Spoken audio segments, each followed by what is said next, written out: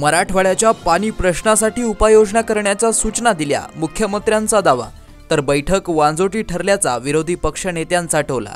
मराठवाड्याच्या पाणी प्रश्नासाठी बैठक आयोजित करण्यात आली असल्याची माहिती मुख्यमंत्री एकनाथ शिंदे यांनी ते शहरात आले असता दिली. तर ही बैठक वांजोटी ठरल्याचा दावा विरोधी पक्ष नेते अंबादास दानवे यांनी केला. मराठवाडा विभागाची पाणी टंचाई, चारा टंचाई, पिण्याचं पाणी आणि जनावरांचं पाणी आणि चाऱ्याचा प्रश्न या संदर्भामध्ये बैठक आयोजित केली होती. त्याचबरोबर अवकाळी पावसामुळे झालेलं नुकसान असेल, किंबहुना आता जे पावसाळ्यापूर्वी प्री मान्सून वर्क जे आहे त्याचं नियोजन, या सर्वच बाबतीमध्ये चर्चा झालेली आहे.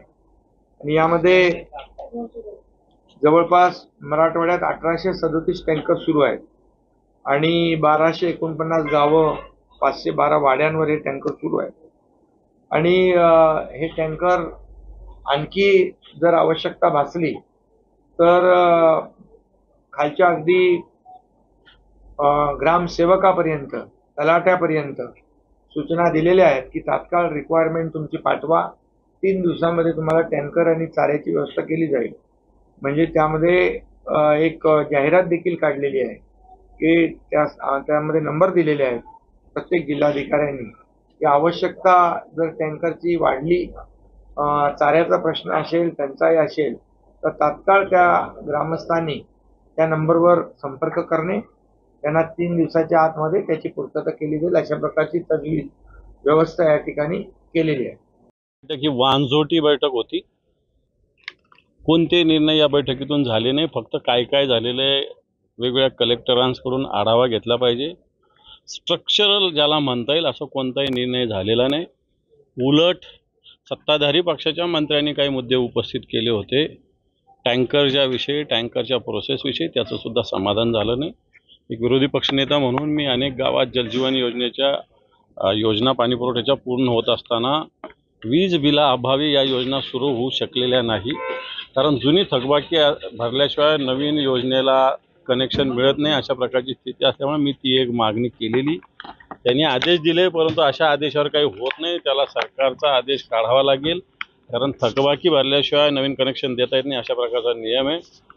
थातूरमातूर उत्तराने काही प्रश्न सुटत नसतात. भूजल पातळीचा मुद्दा आहे, वेगवेगळ्या जलसाठे किती आहे हे मुद्दे कोणालाही काही सांगता आलेलं नाही. बी बियाण्याचा मुद्दा उपस्थित केलेला आहे. मला असं वाटतं ही बैठक फक्त एक टाइमपास स्वरूपाची होती, असं माझं स्पष्ट मत. मुंबई येथील डोंबिवली येथे आगीची दुर्घटना अमोल राज कंपनीमध्ये झाली असून या दुर्घटनेबाबत मुख्यमंत्री एकनाथ शिंदे यांनी विमानतळावर आगमन झाल्यावर माहिती दिली.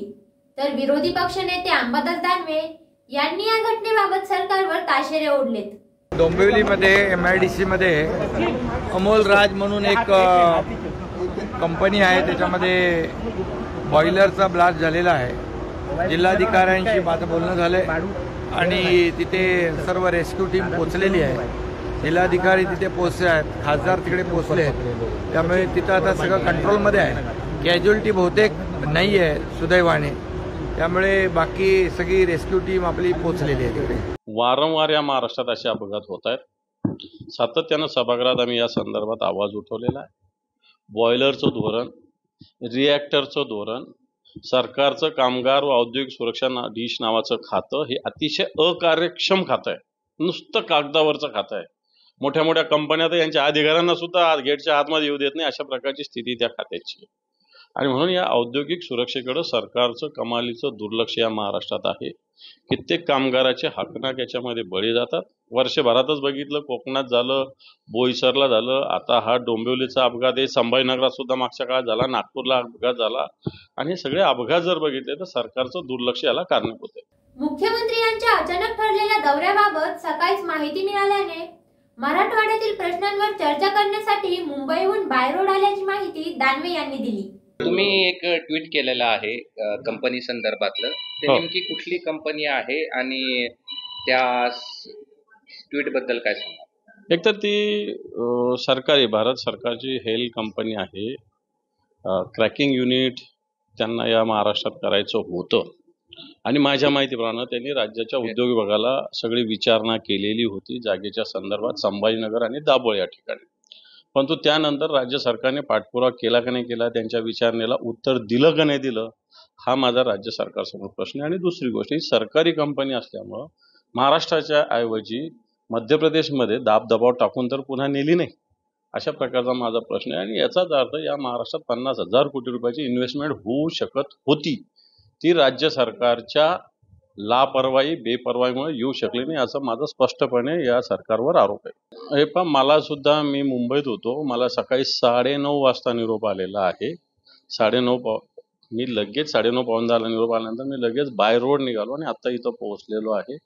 कारण मी मराठवाड्याचा आणि मराठवाड्याच्या पाण्याची टंचाई ही भीषणता आता मोठी आहे. जवळपास 1250 गावामध्ये पाणी टंचाई आहे. 1850च्या वर टँकर आत्ताच्या घडीला चालू आहे. आणि याच्याकडं प्रशासन सुद्धा निवडणुकीत गुंतलेलं होतं. प्रशासनात संवेदना राहिली नाही. सगळेचे लोक निवडणुकीच्या कामात आहे असं सांगतात. कित्येक टँकरचे प्रस्ताव तसेच पडलेले. टँकर जरी असले तरी पाणी आहे की नाही आहे हा प्रश्न आहे. पाण्याचे स्तोत्र शोधले पाहिजे. हे झालं मानवाचं, माणसाचं. जनावराच्या पाण्याचं काय, जनावराच्या चाऱ्याचं काय, हा सुद्धा प्रश्न मोठा आहे. आणि सरकारने याच्याकडे मला असं वाटतं आता निवडणुका संपलेल्या संवेदनशीलतेनं लक्ष देण्याची आवश्यकता आहे. पण असं आहे की एवढ्या गंभीर विषयावरती पालकमंत्री अनुपस्थित राहतात. नाही, याला मी पालकमंत्र्याला दोष नाही देणार. पण त्याच सकाळी निरोप दिल्यानंतर कुठून येणार, कोण कुठे असेल, कोण कुठे, किमान एक दिवस आधी 24 तास आधी तर निरोप द्यायला पाहिजे होता ना. मला 9:30 पावणे झाला, मला स्वतःला निरोप आलेला, याचाच अर्थ माझ्या 10-15 मिनिटं आधी आला असेल निरोप प्रत्येकाला. याच्यावरती काय झालं असेल. आणि म्हणून कोण कुठे असू शकतं, कोणी बाहेर उन्हाळ्याच्या सुट्टीला गेलेलं असू शकतं. उन्हाळा, आता इलेक्शन संपलं, उन्हाळा आहे, त्यामुळे एखादं बाहेर सुद्धा गेलेलं असू शकतं. त्यामुळे मी पालकमंत्र्याला दोष नाही, मी प्रशासनाला आणि मुख्यमंत्र्यांना याचा दोष देईल. आले म्हणा म्हणून त्यांच्या मनात आलं, चला आज काय काम नाही, चला मराठवाड्याची आज बैठक लावू, असंच दिसतंय. आता निवडणूक आयोगाकडून परवानगी मिळाली नाही मिळाली, दिली नाही दिली, का नुसती बैठक होती कोरी, हेच कळ नाही. वानझोटी बैठक होती, याच्यातून काही निर्णय होणार आहे, हा याची वाट आम्ही बघतो.